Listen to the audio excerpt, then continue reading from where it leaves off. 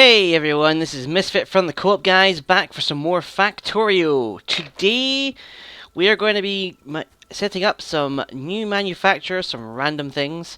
Some of this we'll be using today, some of it we won't. It's a preparation for things to come, but I've added 3 production lines up here and a few odds and ends down here.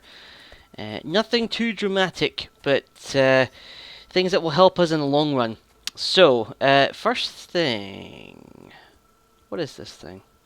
I wrote down what I had. That was it. So, the first thing we're going to do is we're going to finally manufacture our turrets again. Because we haven't manufactured them for a while, and we never really had a permanent setup. This is more permanent. So, what I probably should have done is brought the turrets I had and put them over there, but that's fine. I'll just limit the chest a little bit more because we've got about 4 stacks of them sitting somewhere. So I should probably also mention some of the things that I have researched in the meantime. I did a couple of things.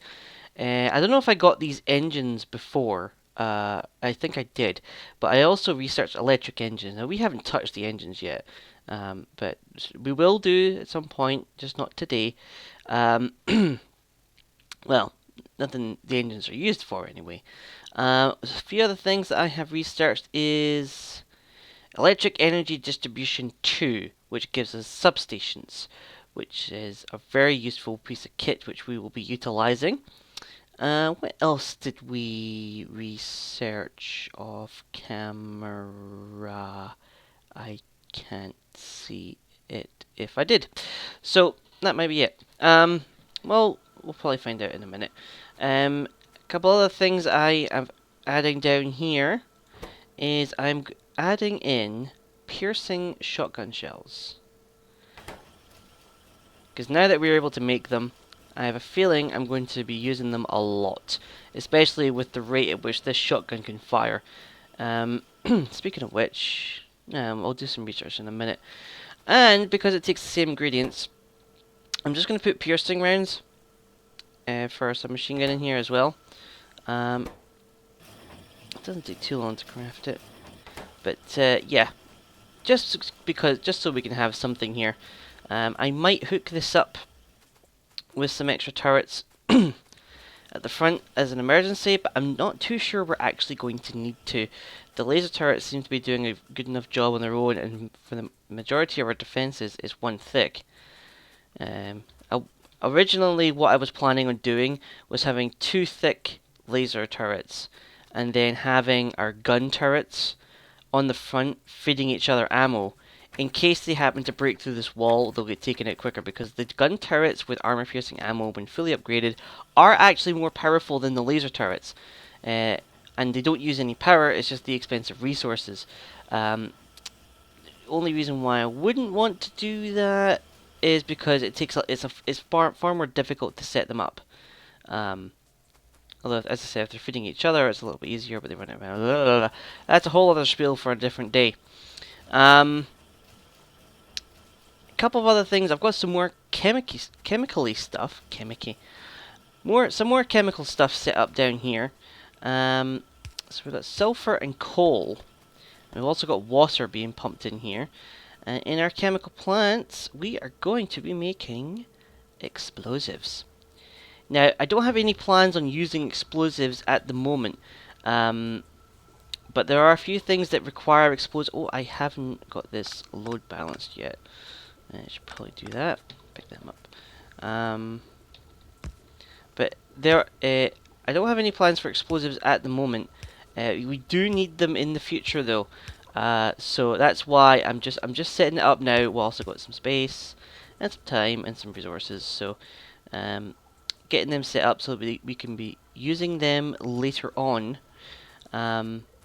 Yeah, I'm not adding either the turrets or the ammunition onto our production line because we don't really need it in crafting later on. But we do need the explosives. So if we wanted to make a rocket launcher, we probably could now, actually, because rockets require explosives and electronic circuits and all that sort of stuff. So we could make a rocket launcher, and I might do that pretty soon.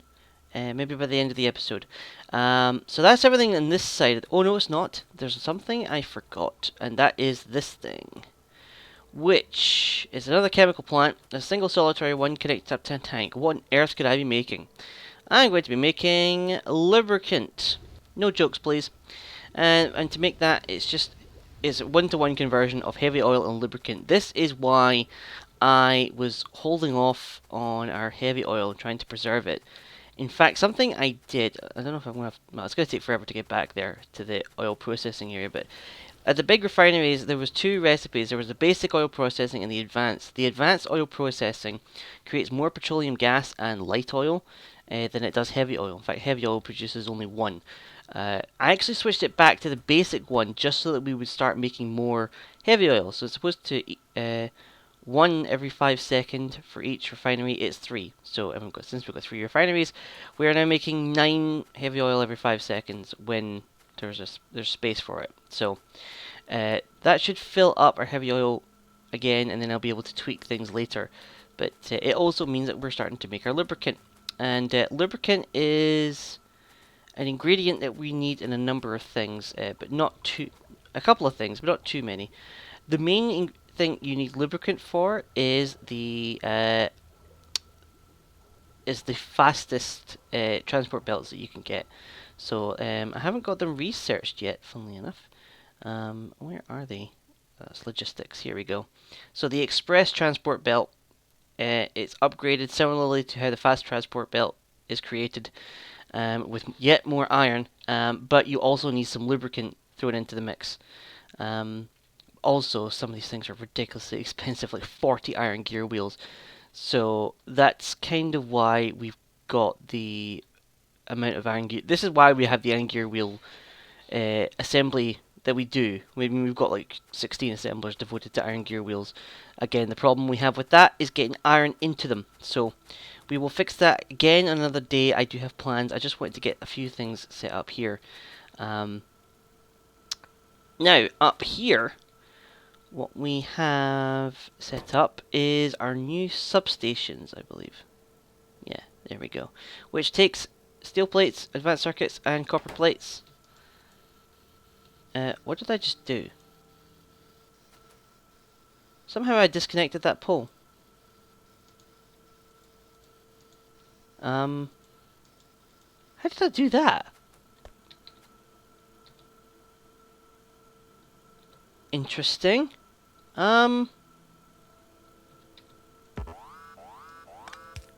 There. Okay, that's working again. I have no idea how I did that. There is some stuff that you can do with these poles that involve colored wires. Like these things here, like the red wires and green wires. I'm probably not going to ever get into that because that looks like some very complicated stuff.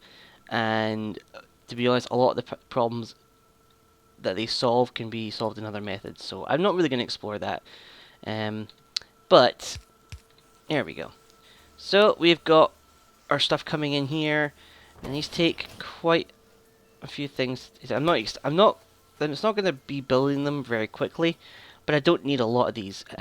Do we have any? Oh, we haven't actually got any output for these yet. And again, I don't really need a whole bunch of these, therefore they're not going in the production line. Should have done the same with the electric poles, but I didn't. But just to give you an idea of how good these things are, look at that. Look at how much of an area one substation can power. Boom.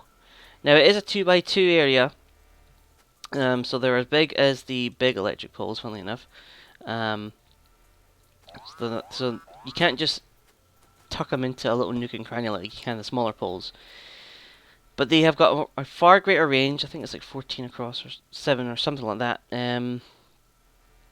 Wire reach 14, supply area 14 by 14. Now, wire reach it says 14. It is 14 actually, because it's 7 plus 7.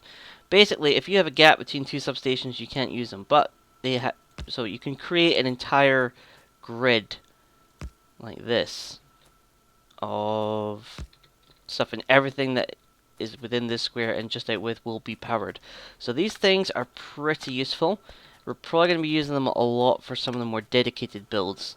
We're probably not going to be able to use them on the production line too much unless they are the solution to a problem that needs a little bit of attention, but we also don't need too many of these, so I'm not going to be planning on making too much. But they are also a key ingredient in a better layout for solar panels. So that's kind of why we were using this other setup up here, which I don't particularly like. I mean, it works, but it doesn't work as well as I want it to. This was what we're missing in order to upgrade that. So we might be doing that today. Now this is a big setup, not because we need a lot of it. Well, we might do. It depends, but only because it takes a while to build, and that is our engines. So our engine units, it doesn't take a lot to make, but they take 20 seconds, which is probably the longest it takes something to craft in this game, and I'm not sure why. To be honest, I think a lot of other things in the game could have would have been better served taking this long to make, but I didn't make the game, so I don't know. But there we go. All it takes is steel, iron plates, and pipes. This is why we were making so many pipes, even though we didn't really need them at the time. It was for this, and to be honest, I don't think I really needed to make as many. I think I overkill on the pipes, because these things take forever to make. But yeah, we are now making engines. Engines are a component in making cars, tanks, I believe, and trains, and a few other things as well. So we're going to be utilizing them at some point. As I said, this is like a preparatory episode. We're getting a lot of the background stuff ready so that we can start doing a lot more cooler things in the future. And since we're making the engines, why not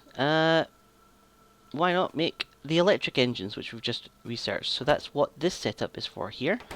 So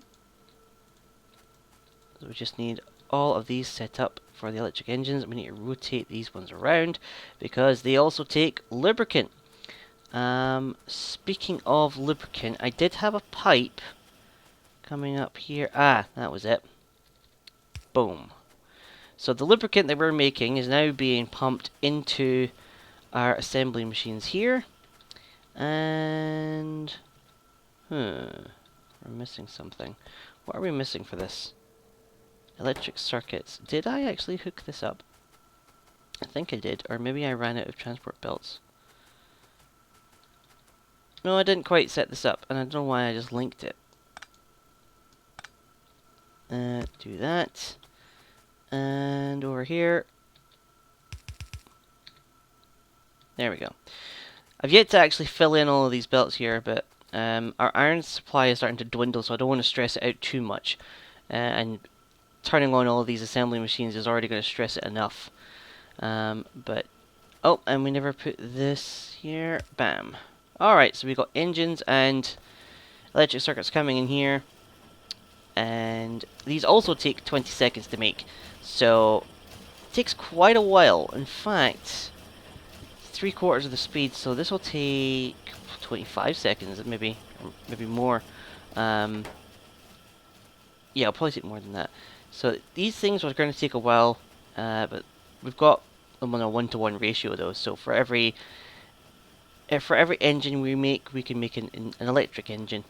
So that will do us. And the electric engine is kind of important for some of the highest tier stuff, which we are starting to get into. We've basically got all the prerequisites that we need. We just need to do a little bit more research, and then a little bit more prep work. But we've got most of the prep work done. But basically, a lot of the highest tier stuff requires electric engines and processing units. And the processing units are ridiculously expensive, and the electric engines take forever to make. So we've got a lot of the prep work done, but some of those things that require a lot of resources are modules.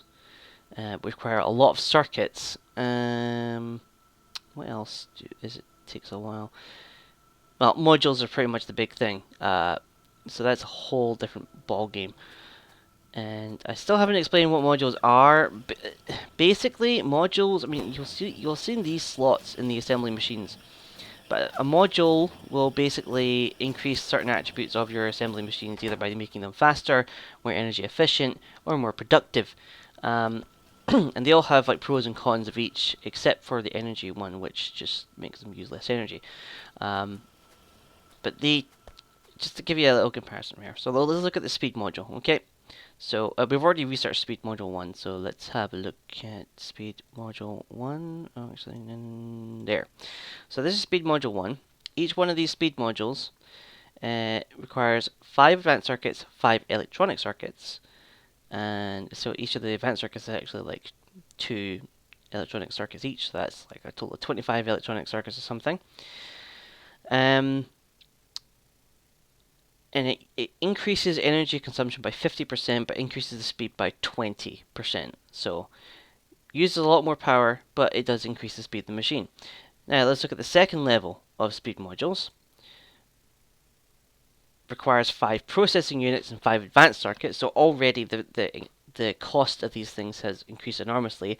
Plus, you need 4 of the speed modules. The regular speed modules in order to meet speed module 2.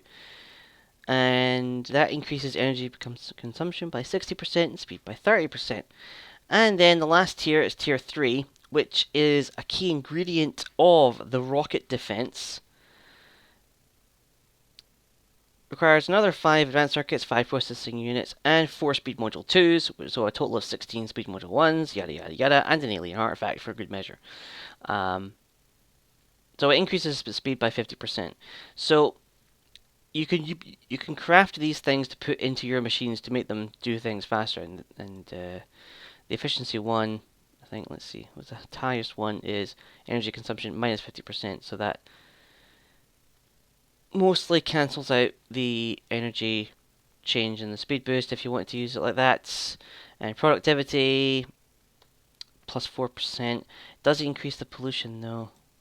Let's look at the highest tier of that.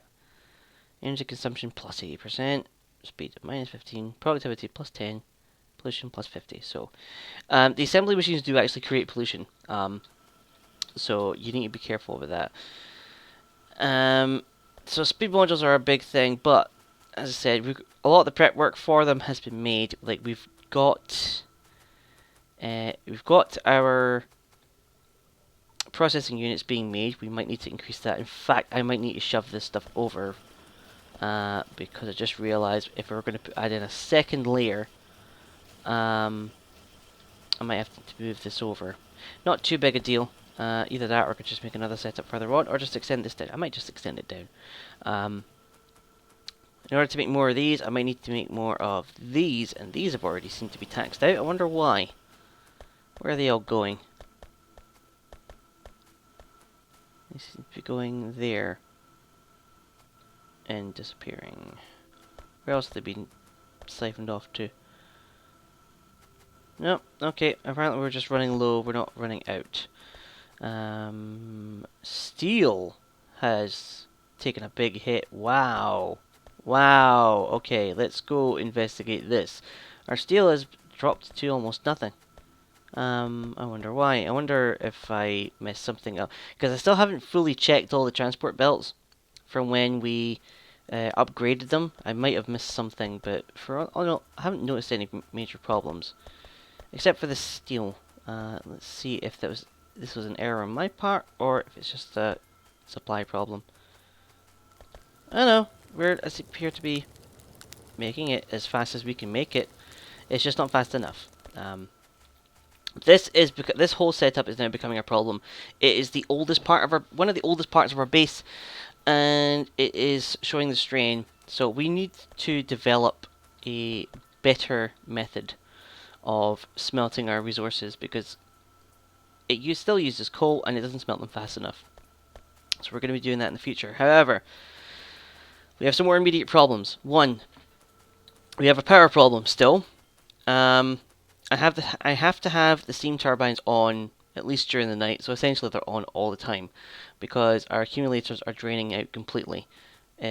So we're not generating enough power. So we need to get some more power down. Also, our iron supply is dwindling. I haven't hooked up those other mines over here yet. I will be doing that soon, but we do really need to take this stuff down here. And in order to take this stuff down here, we're going to need some turrets, which we're now manufacturing again. I'm probably going to get some more walls, or maybe we might be able to do without the walls. But we also need some better armor, which is stupid because we just got some new armor. But obviously it's not good enough. So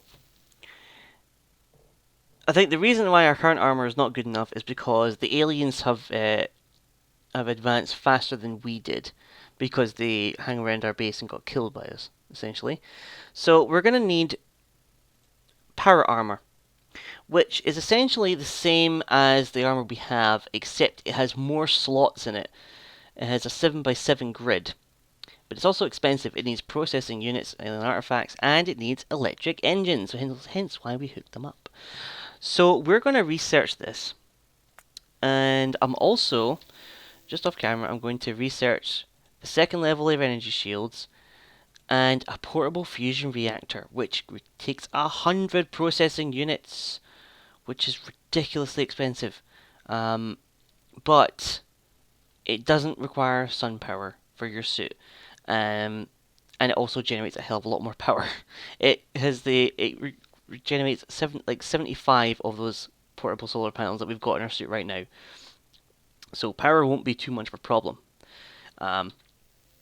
So yeah, I'm going to research that. I'm going to gather materials.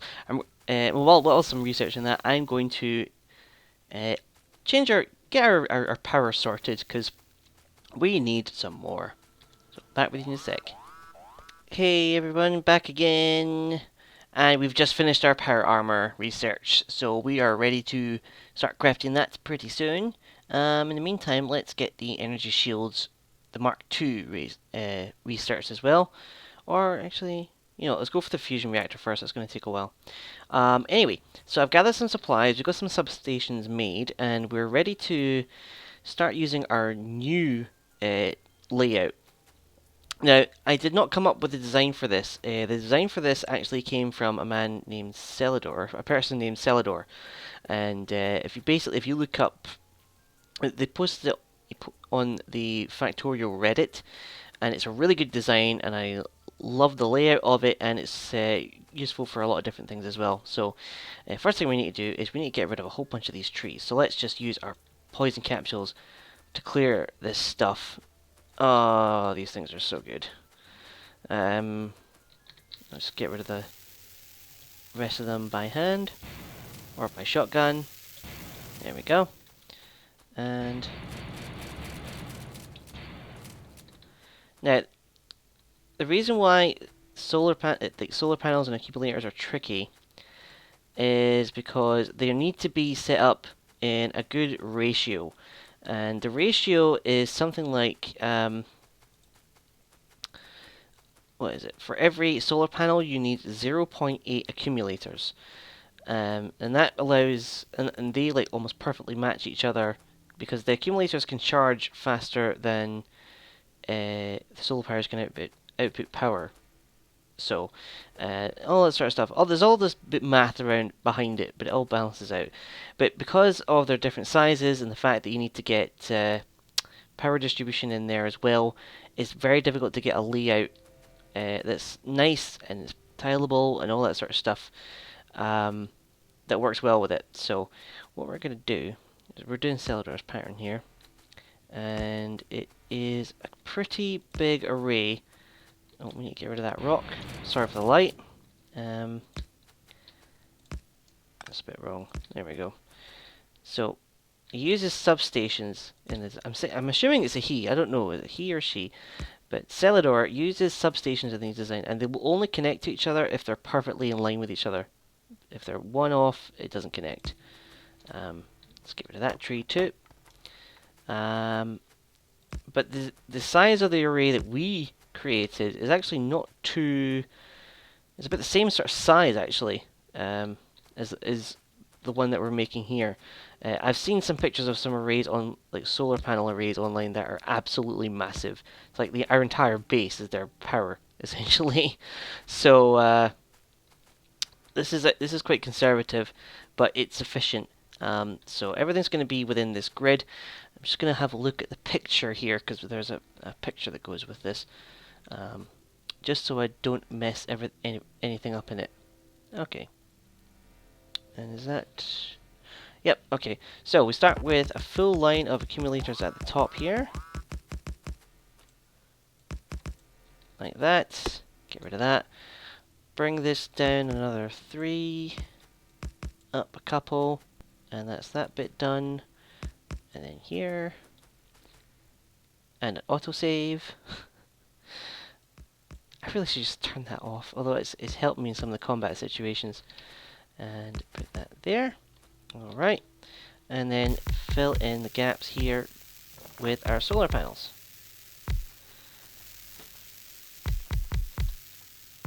This is a pretty big setup, but it will generate enough power that we need.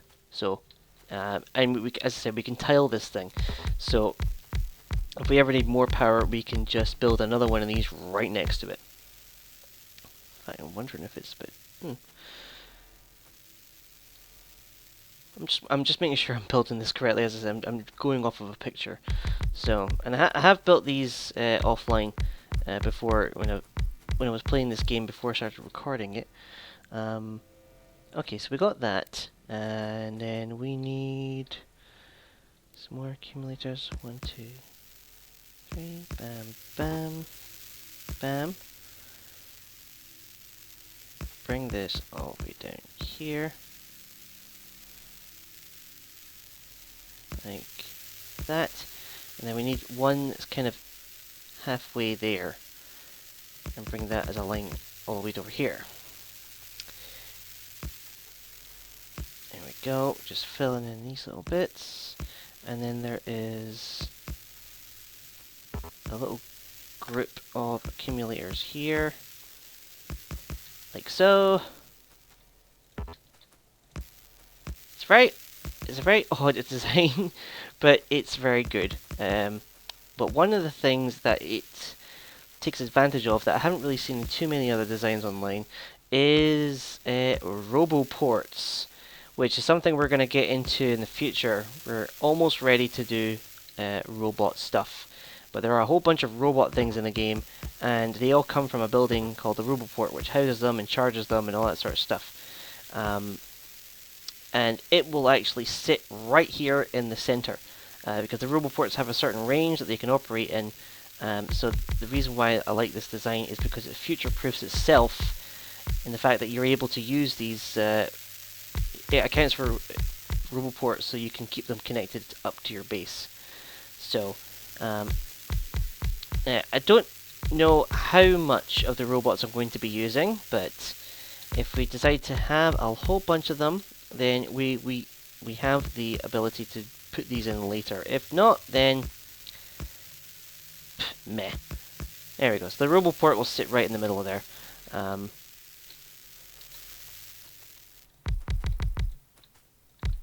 Okay. So I'll tell you what. I'm about halfway done, but I'll cut away and I'll come back when the whole setup has been done. Okay, so this is the design in its entirety made by Celador. I really like it. It looks, it's not too bad to look at. It's better than just rows of stuff like I did before.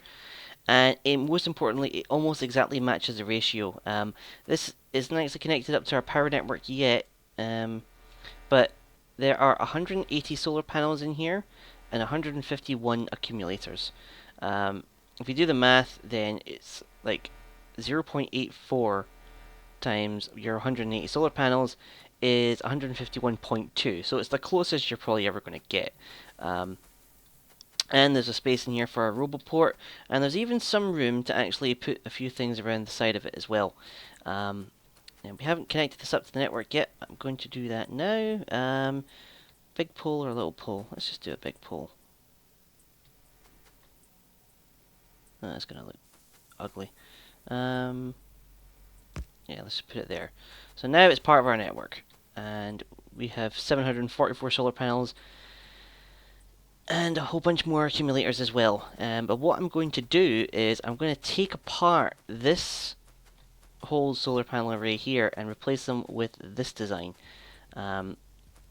just to tidy things up and make it look a bit better. and we're going to be using this from now on. We're going to have like whole fields of these ones. So,